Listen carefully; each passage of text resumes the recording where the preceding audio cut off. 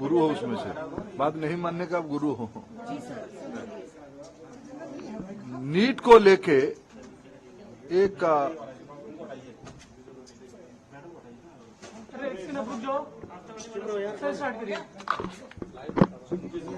NEET को लेके एक फैसला आज सुप्रीम कोर्ट की स्तर से आई है। नीट में इस बार 24 लाख बच्चे परीक्षा दिए थे। कट ऑफ डेट में लगभग 13 लाख विद्यार्थी एग्जामिनेशन को क्वालिफाई किए। 4,500 सरीके सेंटर नीट एग्जामिनेशन के लिए देश भर में होती है। राजेश जी, आप थोड़ा क्वाइट रहिए।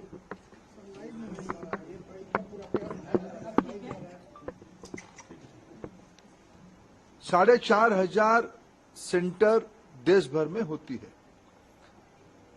अनेक देशों में भी नीट की सेंटर होती है।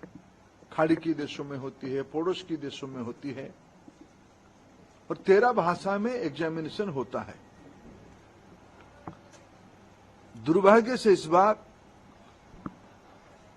नीट की 2 क्वेश्चन सेट्स होता है। गलती ना हो जाए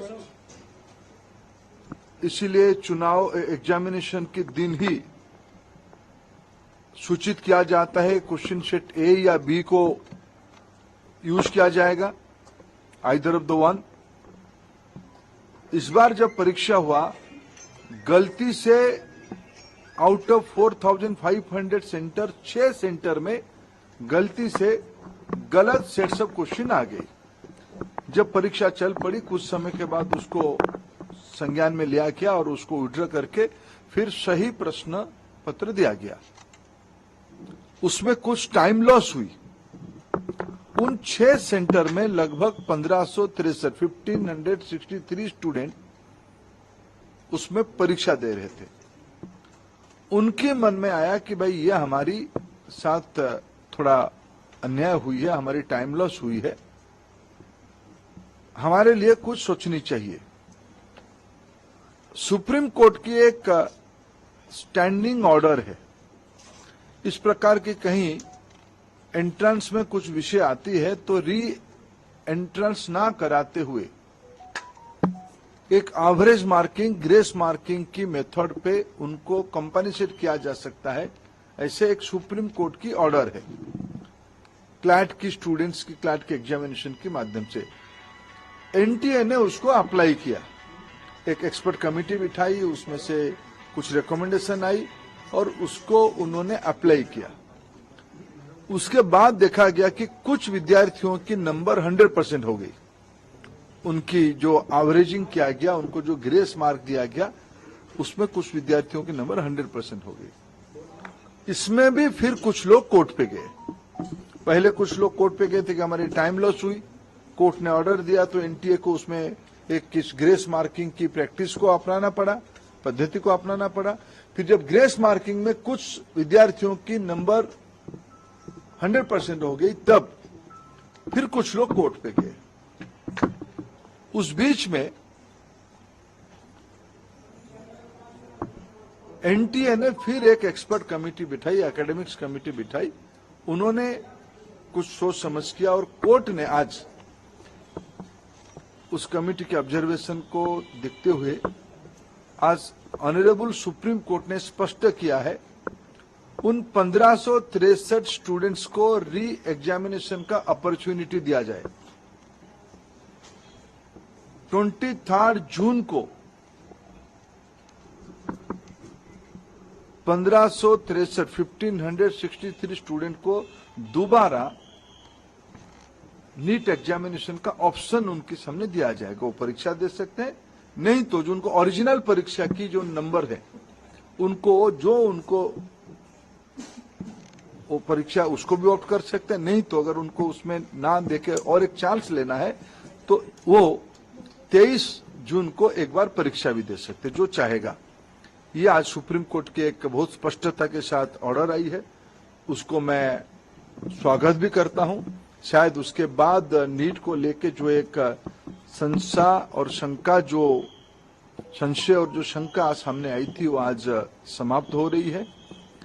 कुछ और विषय ध्यान में आई है, सरकार गंभीरता से उस विषय को ध्यान पे लिया है। हमें पूरा पारदर्शिता, कुछ विषय क्वेश्चन लीक की भी आई है, कुछ रिट पिटीशन उसके ऊपर भी लगी है, सुप्रीम कोर्ट की संज्ञान में है, उसके ऊपर भी सरकार अपना स्पष्ट मत रखेगा। मेरे जितना जानकारी है, नीट एक कॉम्पिटेंट एग्जामिनेशन करने वाला अथॉरिटी बन चुकी है। ये जो 3 प्रेस्टिजियस परीक्षा होते हैं, नीट, जेईई और सीयूईटी, जिसमें से देश की 50 लाख से ज्यादा स्टूडेंट्स की हर एक साल अभी एग्जामिनेशन हो रहा है। विश्वसनीयता बढ़ी है, इसलिए आने वाले दिनों में सारे प्रकार की शंका संशय को दूर करने के लिए और पारदर्शिता लिया जाएगा, और जो लोग उसमें कहीं ना कहीं एक आधा जगह पे कुछ गड़बड़ी करने का कोशिश कर भी रहे होंगे, उनके ऊपर कार्रवाई भी लिया जाएगा। और सुप्रीम कोर्ट की जो लार्जर प्रश्न सुप्रीम कोर्ट के सामने है, सरकार अपना मत उसमें से स्पष्ट रखेगी। जिसकी वजह से बच्चों को खामियाजा उठाना पड़ रहा है, क्या उनके ऊपर कोई कार्रवाई होगी? प्रियंका गांधी भी इसको लेकर ट्वीट वगैरह कर रही हैं। देखो, आज सुप्रीम कोर्ट की ऑर्डर के बाद इसमें जो लोग अनावश्यक राजनीति करना चाहते हैं वो संशय खत्म होते। फिर मैं कहना चाहता हूं, 24 लाख बच्चे परीक्षा देते हैं, उनमें से 13 लाख बच्चे उत्तीर्ण होते हैं कट ऑफ डेट के ऊपर। यह समस्या परीक्षा में मिसमैनेजमेंट के कारण 6 सेंटर में 1563 बच्चों की आई है, ये स्टैटिस्टिक्स है। उसके ऊपर भी सुप्रीम कोर्ट की एक मॉडल को हमने अपनाया, उसमें भी कुछ लोग कोर्ट पे गया। आज कोर्ट ने उस फैसला को स्पष्ट किया है, उनको री एग्जामिनेशन कर दिया जाएगा। इसलिए इसमें कोई संशय और शंका की गुंजाइश नहीं है। इसमें स्पष्ट हो गया है, उन विद्यार्थियों को 1563 स्टूडेंट्स को और एक बार परीक्षा देने की ऑप्शन उनके सामने है, वो चाहे तो परीक्षा दे सकते हैं। कमेटी के लोगों का नाम क्यों नहीं बताया जा रहा है? कमेटी के लोगों का नाम क्यों छुपा के रखा? नहीं, नाम छुपाने का क्या है? देखो, देश की शिक्षाविदों के नेतृत्व में हुई है।